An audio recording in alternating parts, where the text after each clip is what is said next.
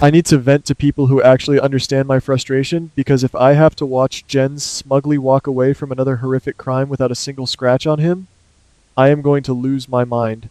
Wait, I am getting ahead of myself. Let me back up. Let us look at the resume of absolute destruction Jens has left in his wake over the last few weeks. This is a man who literally shot Lucas at point blank range, leaving him for dead at a construction site over some stolen blackmail documents. He got caught, and what happened? He completely slipped through the cracks, manipulating his way out of police custody, and now he is parading around Wyndemere like he owns the Gothic estate.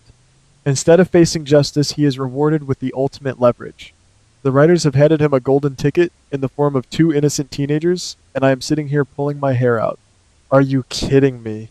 How many times does this guy get to win before someone actually makes him pay? Let us break down exactly how we got to this maddening point. We all knew Danny and Charlotte were planning something reckless. They wanted to find Jocelyn, who we know has been missing, leaving behind desperate breadcrumbs like her dropped ring. So, these two brave but incredibly naive kids decide to play detective and sneak onto the sprawling, dangerous grounds of Wyndemere. Now, on paper, this sounds like a fun, classic soap teen adventure. You have the legacy of their parents running through their veins, sneaking through the shadows and fog of that terrifying castle, but they walked right into a waking nightmare. They are just kids, and their inexperience was glaringly obvious to a hardened, furious criminal like Jens, who is already vibrating with unhinged rage over Lucas stealing his precious blackmail material. Jens did not even have to try hard to catch them. He spotted them lurking around the property, and the moment he realized exactly who he had in his grasp, you could see the sick, twisted victory flash in his eyes. So, he is holding the son of Jason and the daughter of Valentine. Do you realize the magnitude of that? Jens instantly knew he had just acquired the two most expensive bargaining chips in the entire town. He did not just capture two snooping kids. He captured the hearts and vulnerabilities of the most dangerous men on the canvas. And instead of this being the moment Jens trips up, it is the moment he becomes a literal untouchable terror. Make it make sense. Why do our villains always get this ridiculously lucky? Jens ruthlessly drags these terrified teenagers down into a secret, damp cellar and locks them in with Liesel. Now, I will admit, the scenes inside that cellar were absolute soap perfection. The tension was palpable and thick enough to cut with a knife. Seeing Danny try to channel his inner Jason was incredibly moving. I was cheering at my screen when Danny pulled out his makeshift tools and desperately tried to pick the heavy iron lock using the exact survival and tactical skills Jason taught him.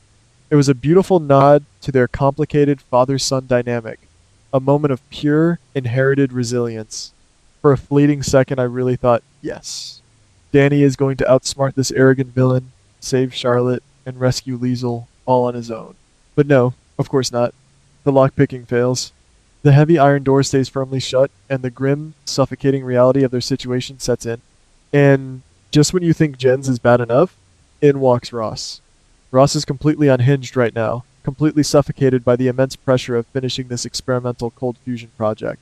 He catches wind that Danny and Charlotte were snooping near his precious laboratory, and instead of doing the logical thing and handing them over to the authorities to get them off the property, Ross decides to dive headfirst into the deep end of villainy.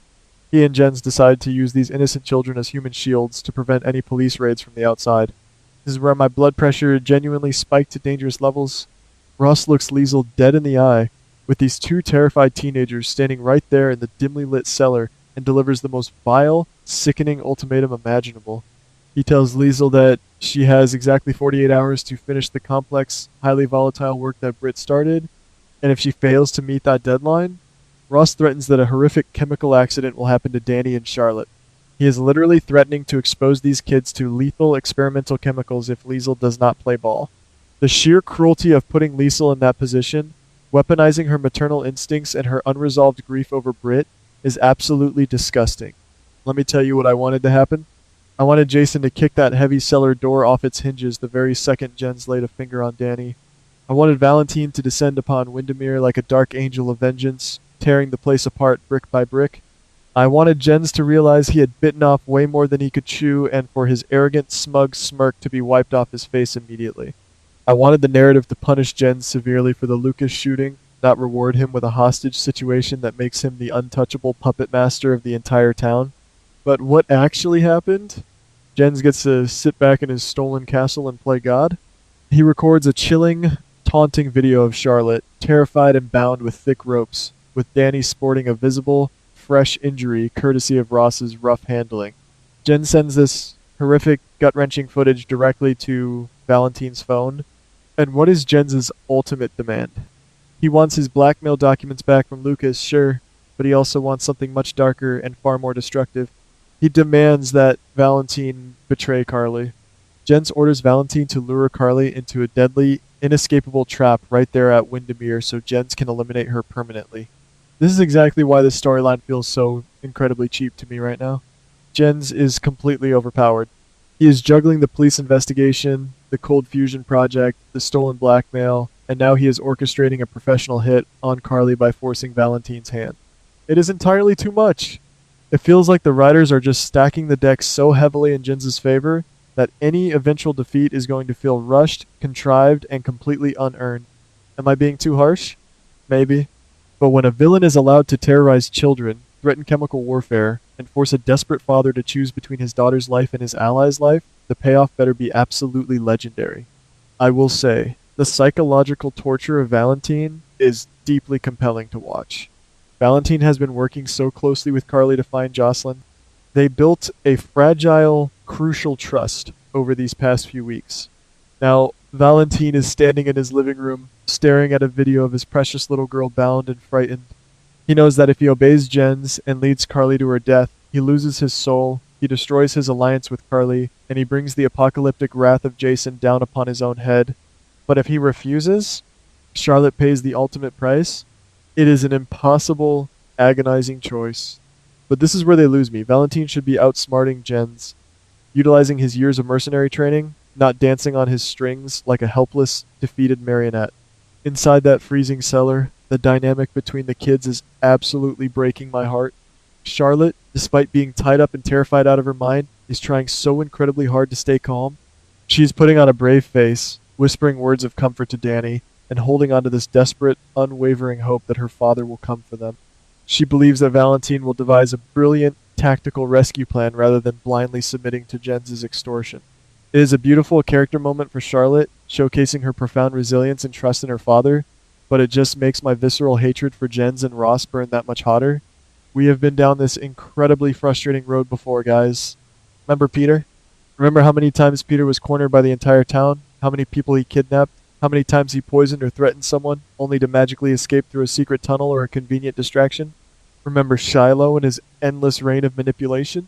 I am terrified that Jens is going to become the next Peter. I have this awful, sinking feeling in the pit of my stomach that Jens will orchestrate this massive, deadly showdown at Wyndemere, cause absolute carnage, and then slip away into the foggy night to terrorize us again in 6 months. They cannot let him just walk away from this. If you hold Jason's son and Valentine's daughter hostage, your exit from this canvas needs to be in handcuffs or a body bag.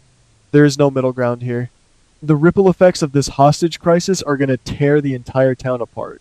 If Carly unknowingly walks into that trap, Jason is going to lose his mind and burn Port Charles to the ground. If Valentine betrays Carly, the fragile alliance is shattered forever, creating enemies out of former friends. And poor Liesel, trapped in a makeshift lab, crying over Britt's final notes, desperately trying to synthesize cold fusion under the ticking clock of child murder. It is incredibly dark, incredibly high stakes, and I am just praying with everything I have that the heroes are allowed to actually be heroes here. We need a massive victory to offset this overwhelming villainous upper hand, but I want to hear from you guys. Are you as frustrated with Jens's unbelievable winning streak as I am? Do you think Valentine will actually go through with luring Carly into the deadly trap, or will he find a way to double-cross Jens at the very last second? And most importantly, will Danny get another chance to use Jason's skills to break them out of that cellar before the 48 hours are up? Drop your thoughts, theories, and rants in the comments below. As angry as I am today, I cannot deny the absolute truth. The war is just getting started, and I will be watching every single second of it. Hit that subscribe button, and I will see you in the next video.